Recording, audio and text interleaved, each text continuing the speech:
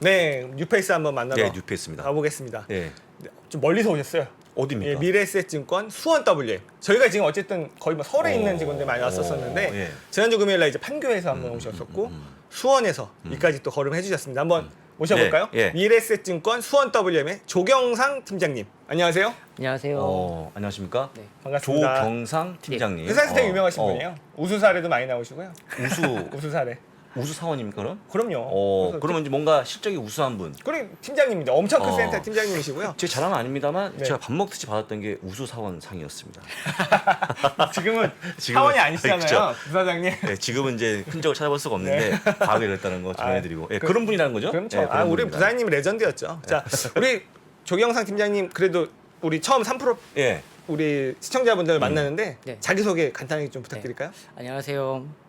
미래에셋증권 수원 WM 팀장 조경상입니다. 그럼 팀장님이면 위에 또 누가 있습니까? 지점장님 계시는 지점장님 건가요? 센터장. 계시죠? 아, 예. 센터장님? 네. 센터장님 이렇게 밑에 지점장님이 계시죠. 네, 네. 그렇습니다. 아, 저는 조그만한 지점이고요. 조그만한 지점장. 이렇게 큰 지점이 아니고요. 예, 팀장님입니다. 네. 예. 우선 그 태풍 아까 얘기를 네, 하셨었는데 이제 남부 지역 지방에는 좀 피해가 좀 있었던 것 같고 네. 이분들 우선 좀 시작하기 전에 좀 위로의 말씀을 좀 드리고요. 음. 시장이 너무 안 좋아요, 계속. 맞아요. 힘들어요. 그렇습니다. 겨울을 계속 보내고 있는 것 같아요. 그리고 이 겨울이 당분간은 조금 더 지속될 것 같다라는 생각이 좀 들어서 네. 제가 여기 첫 출연하면서 저의 모토는 이제 어려운 경제 현상 쉽게 얘기하면서 네. 겨울을 좀 잘 이겨보자 네. 그런 역할을 좀 하기 위해서 나왔습니다. 잘 부탁드리겠습니다. 네. 예. 수원에서 별명이 일타 강사 하시라고 들었습니다. 맞습니까? 그 제가 미는 건데. 네. 본인이 미는 거면은 해드려야죠. 네, 수원의 네. 일타 강사. 일타 강사? 네. 일타 강사 또 누구 있지 않습니까? 그 옛날에 저희 아, 술집하고가 그렇군요. 그 대치동 그분이었군요. 대치동 예. 일타 강사였는데 여기도 예. 수원의 일타 예. 강사가 예. 있으시니까 대치동에서 어울리죠. 아닙니다. 또 예. 거긴 또 인간이 아니라서 예, 또 그렇습니다. 인간 중에 일타 강사 우리 조경상 팀장님 모시고 해보도록 예. 하겠습니다. 예. 뭐 어떤 얘기부터 한번 해볼까요? 뭐 저 첫 방송이었는데 다행히 어제 휴장이었어요. 네네. 네, 그래서 정말 다행이라고 좀 생각하고요. 이제 유럽 증시를 가지고 이제 얘기를 하면서 거기서 네네. 나온 이슈들 오늘 시장에 좀 영향을 미치지 않을까 했기 때문에 네네. 이런 것들 먼저 얘기 좀 해보겠습니다. 네. 어제 유럽 증시는 유로스톡스 기준으로 보면은 한 1.53% 하락을 했고요. 네. 러시아가 이제 가스를 공급하는 걸 이제 중단하겠다. 아, 그러니까. 그리고 G7 니네들 나 몰래 지금 원유 가격 상한제 한다고 그렇죠. 너네들한테도 안 줄 거야. 뭐 이렇게 해서 음. 이런 부분들이 영향을 좀 미쳤고요. 그다음에 오펙 플러스가 원유 감산 이제 결정을 내렸고 네. 추가적인 감산을 또 할 수 있다라는 메시지를 던지면서 이 에너지 섹터가 상당히 상승을 했고요. 이런 네. 부분들이 이제 유럽의 물가가 상당히 높게 나왔었잖아요. 인플레이션이. 이제 미국보다 더 높아요, 그죠? 예, 이런 부분들을 또 자극할 수 있지 않을까라는 부분이 이제 확장되면서 이제 8일 통화정책 회의를 앞두고서 이제 금리 인상에 대한 이제 부담감이 좀 가중돼서 하락을 했던 걸로 보여집니다. 네. 그러면 일단 22가 이제 8일에 있는데 네. 자이언트스가 할까요? 0.75%안 올리면 유럽은 죽죠, 사실. 아까 말씀하신 네. 대로 0.75%를 올려야 되는 상황인 것 같고요. 네. 대신 좀 영향력은 좀 있을 거라고 좀 생각이 듭니다. 좋지 않은 쪽으로. 아, 네. 그러니까 이제 어쨌든 경기가 안 좋은데 네. 금리를 올리니까 네. 또 약한 고리들. 뭐 유럽 경제 다들 아시잖아요. 뭐 네. 안 좋아진 지는 거의 10년이 넘었기 때문에 유럽이 언제 좋아지냐라는 얘기는 우리가 좀 기대할 수가 없는 상황이었는데 네. 부득이하게 이제는 금리를 올려야 되는 상황이기 때문에 영향이 좀 있을 것 같다는 생각도 많이 했습니다. 약간 유럽은 그런 것 같아요. 이제 망한 부자의 3대째를 살고 있는. 그렇죠. 네. 약간 네. 안 부자- 좋은 건데. 그러니까 뭐 망해도 3대 간다고 네, 하는 네, 거죠. 그렇죠. 네, 지금이 3대째인 거. 네, 맞아요. 예, 예, 그런 느낌을 네네. 좀 많이 받고 있는데 이제 우리가 흔히 이제 유로존에서 이제 금리를 인상하면 이제 달러가 이제 강세였던 부분들이 좀 어느 정도 좀 전환이 될 수 있지 않을까라는 기대를 하시는데 저는 이 부분은 좀 중립적으로 좀 보고 있습니다. 아, 네. 좀 이유가 좀 있는데 우리가 네. 보통 경제 현상 중에서 환율을 얘기할 때 네. 금리를 비교하면서 환율을 얘기하시는 분들이 좀 많이 있어요. 네네. 실제로 어느 정도는 맞고요. 네. 반대로 구매력 측면을 좀 생각해 본다라고 했을 때 아. 유로화가 그만큼 구매력이 있는 화폐냐라는 부분들을 좀 봤을 때는 네. 이게 드라마틱하게 유로화 약세가 전환되기는 좀 약세에서 강세로 바뀌는 부분들은 좀 신중하게 봐야 될 것 같다라는 게 하나의 좀 저의 생각이고요. 네. 그 다음에 이제 유럽이 금리를 인상하게 되면 사실 금리 인상하는 부분이 이제 수요를 죽이려고 하는 거잖아요. 그렇죠. 그래야지 이제 공급이 좀 넘쳐나니까 물가가 잡히겠지 이런 부분들인데 그 수요를 줄이면 중국이 타격을 많이 받을 거라고 저는 생각이 좀 들어요. 아, 그렇겠네요. 네. 사실 유로화가 한 약세를 간 지가 한 10년이 넘었잖아요. 네. 이 추세는 10년 정도 됐는데 이때 중국에서 이제 저가의 물품들이 들어오면서 이 인플레이션을 상당히 잡아준. 낮은 수준으로 유지해줄 수 있었고 네. 2018년도쯤 가면은 이제 미국하고 중국하고 무역 분쟁이 있었잖아요. 네네. 그때 이제 중국 같은 경우에는 유럽을 상당히 자기 이제 상대 시장으로 많이 맞아요. 의지를 하면서 이 공조 관계가 상당히 컸기 때문에 네네. 이번에 유로존에서 이런 금리를 과격하게 올리거나 이러한 것들이 일어났을 때 중국 경기에 미치는 영향은 상당히 좀 있을 것 같다라는 생각을 좀 하게 됐고 그 다음에 두 번째 요인은 이제 자산 효과라고 하죠. 우리가 네.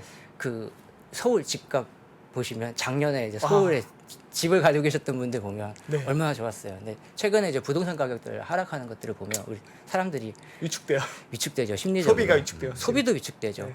이제 유로존에서 이제 마이너스 금리를 도입한 게 2014년이었는데 네. 그리고 유럽 경기가 아까부터 제가 얘기했을 때 옛날부터 유럽 경제는 별로 좋지 않았었어요. 맞아요. 그런데 부동산 가격이 상당히 많이 올랐습니다. 그 후로 실제로 음. 제가 이제 출연하기 전에 이제 자료를 좀 준비해봤을 때 네. 본 게 그 부동산 가격 지수를 봤거든요. 주택 가격 지수를 봤는데 유로존에 있는 27개국의 평균 가격 지수가 2014년에 100이었어요. 네. 근데 작년 말 기준으로 보면 137까지 올라왔어요. 와, 37%가 네. 오른 거예요. 그러면은 연평균 한 3.7이고요. 네. 일부 국가는 뭐 200을 넘어간 데들도 있었어요. 하긴 우리도 네. 뭐 2배 오른 데가 있으니까. 네. 그죠? 이 자산 지역별로. 효과가 상당히 위축되면 소비가 더 더 위축될 거예요. 위축된. 근데 아까 말씀드린 대로 중국하고 상당히 관련이 깊기 때문에 네. 중국에 좀 미치는 영향도 있을 거고요. 그러면 우리나라 경제에도 우리나라까지. 영향을 미치기 때문에 뭐 원달러 환이 얼마까지 갈지는 모르겠습니다만 그 달러 강세는 우리나라 원화 기준으로 봤을 때 상당히 지속될 수 있는 여지도 있다라고 보여서 첫날 나왔는데 좀 좋지 않은 얘기만 자꾸 그래도 전국 올지는 얘기해 주셔야 네. 됩니다. 근데 오늘 처음 나왔는데 말씀 잘하신다고. 아유 가차하십니다. 뭐 가족 다니실 거고. 근데 진짜 잘하세요. 네, 우리 KNS님 고맙습니다. 네. 이제 두 번째 꼭지가 이제 오펙 플러스 얘기가 있었잖아요. 궁금해요. 네. 네. 이게 제가 생각했던 가장 좋지 않은 케이스였어요. 어떤 거냐면 네. 미국이나 유럽이나 금리 올려가지고 네. 수요를 좀 다운시키려고 했는데 네. 얘네들이 바로 공급을 줄여버리는 형태. 그럼 그리고- 효과가 없잖아요. 네. 이런 것도 보니까 우린 또 수요가 줄을 거니까 더 줄일 수도 있어라고 메시지를 던져놓은 거잖아요. 욕심쟁이들 진짜. 네. 그래서 좀 이게 해결이 돼야지 우리가 인플레이션이라든지 이런 것들을 좀 내려가는 것들을 물가가 좀 내려가는 것들을 좀 기대할 수 있었을 텐데 네. 이런 부분에 대한 좀 기대감이 조금 많이 사라졌었다 어저께 이런 소식들을 듣고서 네. 좀 걱정이 좀 되는 부분 중에 하나고요. 근데 저는 개인적으로 봤을 때는 뭐 에너지가 모든 걸 대변하는 건 아니니까 뭐 오늘 기사 보니까 뭐 중고차 미국 판매량 감소했더라고요. 가격 네네. 떨어지겠죠. 그럼 이런 것들 보면은 CPI나 이런 부분들 봤을 때 그렇게 네. 큰 걱정은 안 해도 될 것 다행입니다. 같긴 하고요. 그거는. 그 사실 이 돌파구로 많이 보는 게 이란 핵 협상이었어요. 네. 막 이제 유럽이 이제 유럽 연합이 이제 막 중재해 주려고 막 하고 네. 그런데 이제 냉정하게 봤을 때 지금 공급을 쥐고 있는 쪽은 중국하고 네. 사우디하고 네. 러시아잖아요. 그렇죠. 제조업의 공급은 중국이 중국. 하고 이제 원유는 사우디. 사우디가 하고 있고 천연가스는 러시아. 러시아가 지고 있잖아요. 얘네들이 미국 편이 아닌 거죠. 아유. 근데 이란이 미국 편이냐라고 봤을 때는 그 네. 파트너 삼기는 상당히 무리가 있죠. 왜 이스라엘이 걸리거든요. 그렇죠. 미국의 상당한 금융 자본을 쥐고 있기도 하고요. 그렇죠. 사실 이 이스라엘이라는 나라 건국할 때 가장 지분이 큰 게 미국이에요. 맞아요. 원래 영국이 나라를 만들어준다고 해놓고서 이제 네. 골치 아프니까 도망가 버리고 미국이 야 그 나라 만들게 해줘 이렇게 해서 만들어진 나라기 때문에 네. 상당히 이제 이스라엘을 버리기에는 좀 어려운 상황이고요. 실제로 우리나라 국정원에 해당하는 얘네 모사드라고 하는 조직이 있거든요. 네네. 거기 상당히 고위급 관리가 지금 미국에 가 있어요. 아예. 뭐 이거 못하게 네, 하려고. 그 기사를 보고 왔어요. 제가. 불발시키려고. 네. 계속 참견을 하기 위해서 네. 가서 있는 상황이기 때문에 이 부분에 대해서 신중하고요. 네.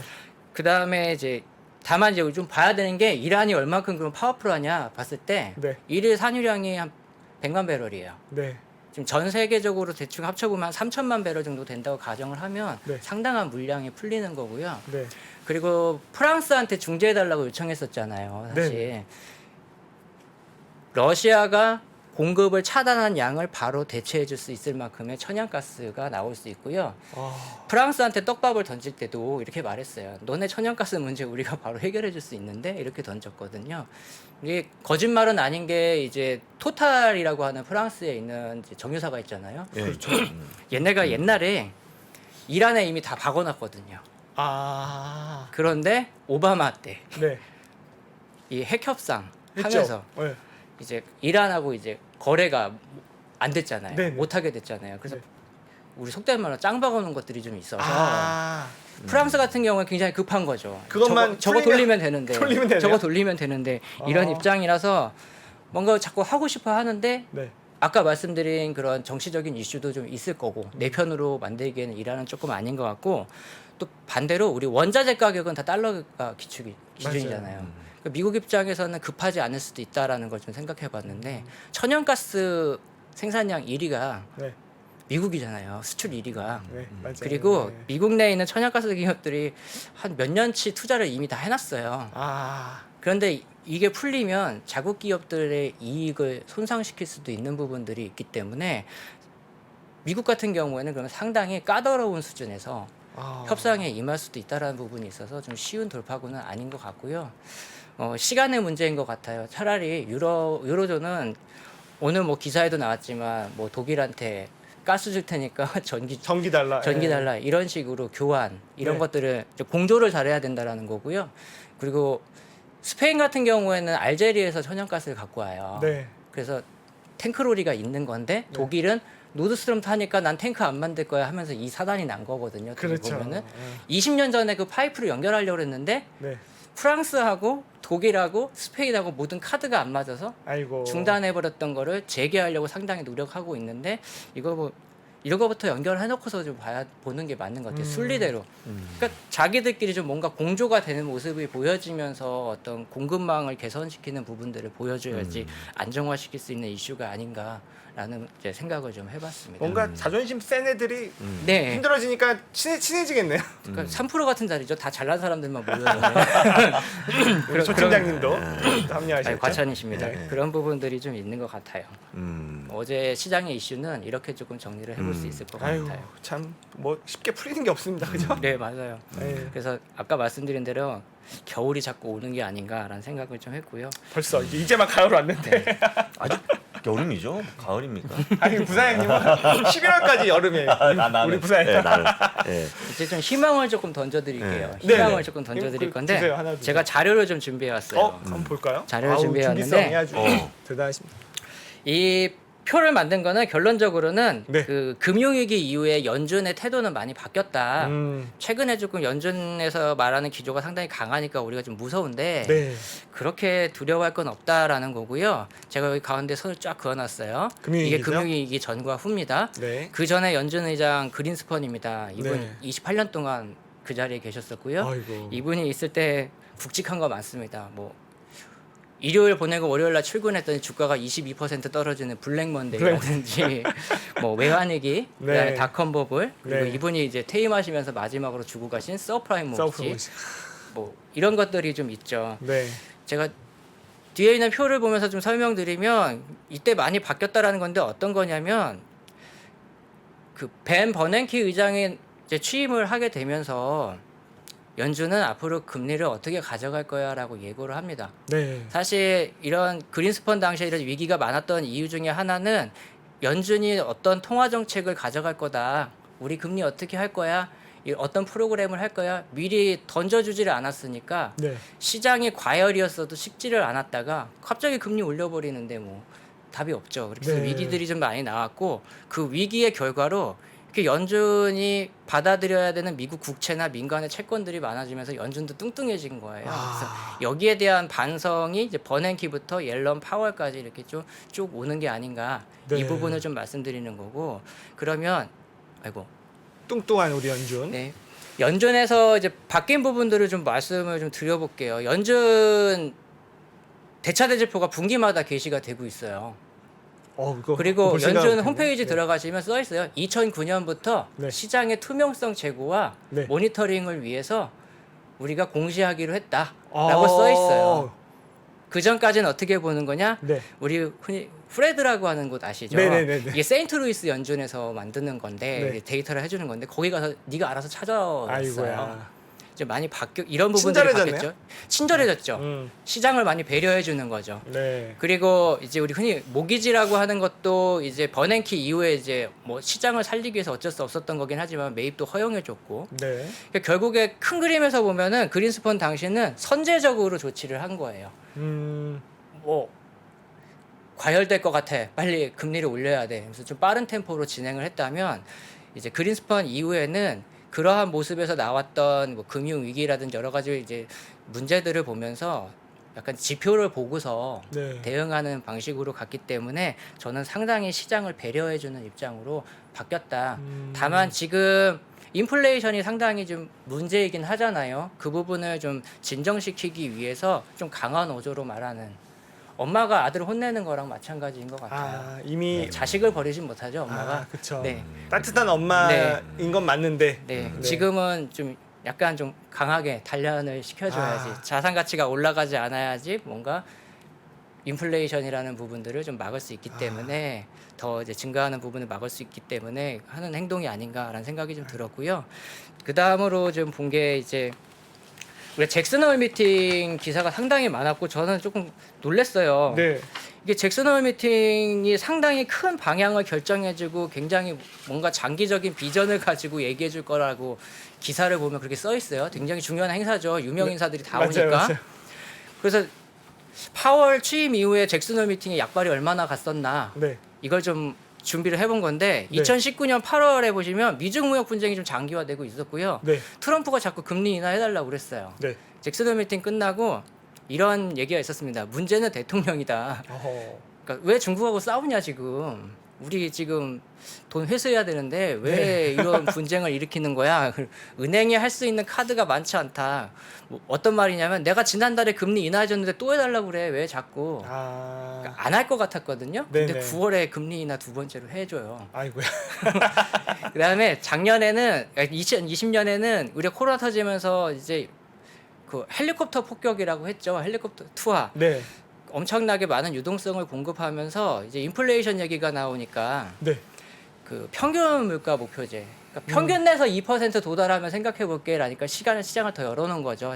장기간 저금리 유지하겠다. 이 약속은 좀 지키셨죠. 네. 사실 지키셨고 이제 작년이 문제였죠. 사실 테이퍼링 언제 할 거냐 아니면 인플레이션에 대한 얘기 계속 나오니까 인플레이션은 일시적인 거야라는 부분하고 테이퍼링에 대한 언급은 지금 시기상조다라고 했는데 아이고야. 11월부터 얘기 했잖아요. 그러니까요. 테이퍼링이 뭡니까 지금 금리를 얼마나 올렸는데. 결론적으로 말씀드리면 파월 연준 의장 또는 뭐 잭슨홀 미팅에서 나오는 얘기가 그렇게 장기적인 시각을 가지고 하거나 어떤 시장에 대한 예측력은 없다. 그래서 사실 우리가 이거에 대해서 너무 지배당해서 쫄면 안 된다라는 말씀을 좀 드리고 싶어요. 이것이 유레카예요. 우리 우리 조정상 팀장님이 오셔서 오늘 이거는 정말 족적을 남기고 가십니다. 이게 요 두 개를 정리해 보면 이런 겁니다. 단기적으로 트레이딩을 하시는 분들은 지금 뭐 금리를 얼마 올릴래 이 부분에 대해서 많이 흔들릴 수는 있겠지만 네. 사실 장기 비전 투자를 하시는 분들은 뭐 예를 들어서 설명을 드릴게요. 연준에서 생각하는 게 내년 말까지 최고 금리를 본다라고 해도 5% 넘는다고 말하시는 양반들이 없어요. 맞아요.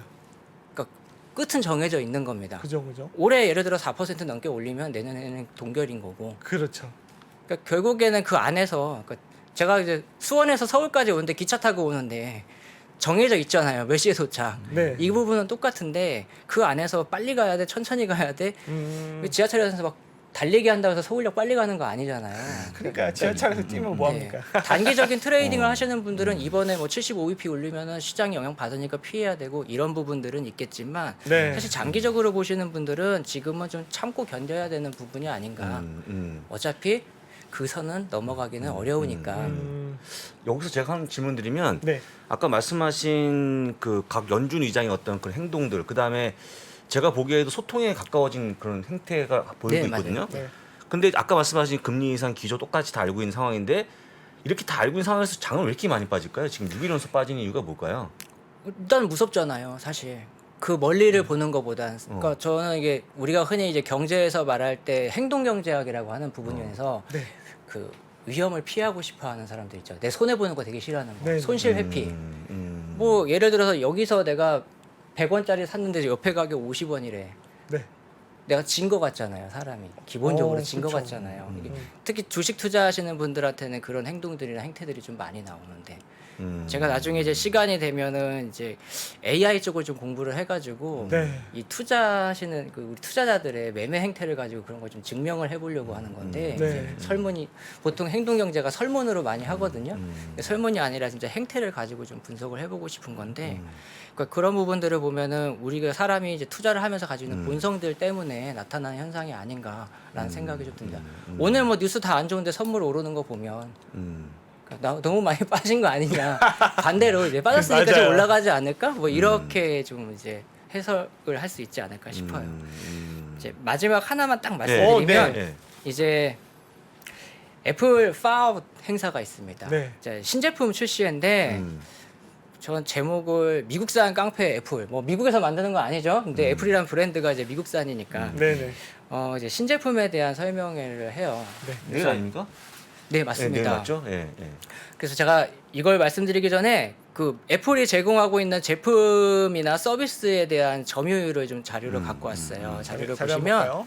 스마트폰 올해 2분기 기준으로 보면 점유율이 21%고요. 프리미엄 스마트폰은 57%, 와. 스마트워치 작년 기준으로 보면 30%, 무선 이어폰이 26%인데 애플의 특징이 뭐냐면 비싸고 마진이 좋아요. 맞아요. 보통 통상 한 30% 가까운 마진을 가져가고 나머지 2, 3위들은 마진폭이 상당히 줄어들기 때문에 이 순위도 의미가 있지만 이 점유율에서 가져갈 수 있는 수익을 가져갈 수 있는 수익 기대가 상당히 컸다라는 거고요. 네. 올해 들어서 재밌었던 거는 모바일 운영체제 OS 부분에서 안드로이드를 꺾었어요. 미국에서는 야, 57%가 진짜 나왔습니다. 대단한 그리고 글로벌 점유율 한 27% 나오는데 네. 저는 이 부분이 참 주목할 만하고요. 왜냐하면 신제품들 나오잖아요. 이번에 신제품들 많이 공개가 될 텐데 이 운영체제가 증가한다라는 부분은 서비스 수익이 늘어날 수 있는 부분도 있고요. 애플의 아이폰의 중고폰이 전 세계에서 중고폰 소유자가 한 2억 명 돼요. 네. 이 시장을 갖고 있기 때문에 신제품이 나오면 좀 바로 옮겨가겠죠. 이 사람들이 신제품에 대해서 그런 부분들을 생각하면 애플이 꾸준하게 수익을 뭔가 물건을 내놔도 팔리긴 하겠구나라는 게 나오는 거고 그래서 이번에 아이폰 14 일단 출시일 날 대기 물량 일단 3,400만 대 뽑아놨고 아유. 올해 말까지 한 9천만 대 이제 한다고 하는 걸 보면 이러한 부분에서 좀 자신감을 갖고 있지 않은가 싶고 이 기기 판매 성과가 아마 내년에 이제 MR이나 XR 이제 헤드셋 쪽 성공의 기반이 될 수 있지 않을까 좀 볼 수 있을 것 같습니다. 야. 사실 사람이 한번 늘어난 소비는 줄어들 수가 없고 맞아요. 좀 비싸더라도 애플이 이제 올해 말부터 채택하려고 하는 게 이제 구독료 방식이잖아요. 네, 맞아요. 네.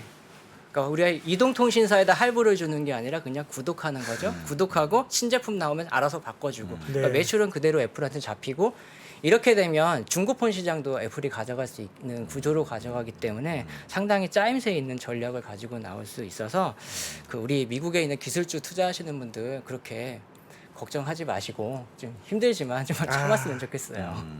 오늘 준비한 건 이렇게입니다. 잘하시죠? 예, 깔끔하게 잘 정리했네. 애플 죽지 않으면 뭐 시장은 안 빠지죠. 네, 그러니까요. 버티면 됩니다. 예. 애플이 아까 말씀하셨던 그 제품 점유율보다 그 산업의 마진 점유율은 뭐 대단할 네, 거예요. 맞아요. 제조업에서 이렇게 마진을 남길 수 있을까 그쵸. 싶을 정도까지. 대단해서 남한테 제조하라고 시키니까 그런 거죠. 맞아요.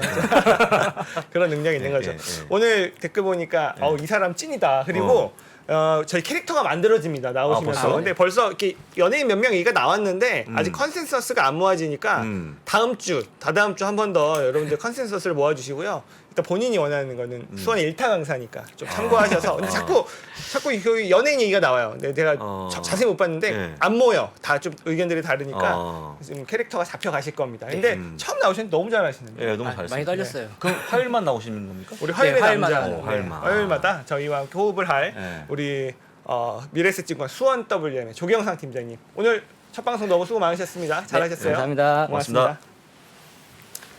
첫 방송은 누구나 떨려요. 저도 네. 그 기억이 네. 나는데 저보다 훨씬 잘하시는 것 같고요. 네. 우리 잠깐 광고 보시고 우리 정광우 전 펀드 매니저 만나러 가겠습니다. 현재 하락장을 정확하게 이해하고 많은 배움을 얻는 기회로 삼아보시면 어떨까요?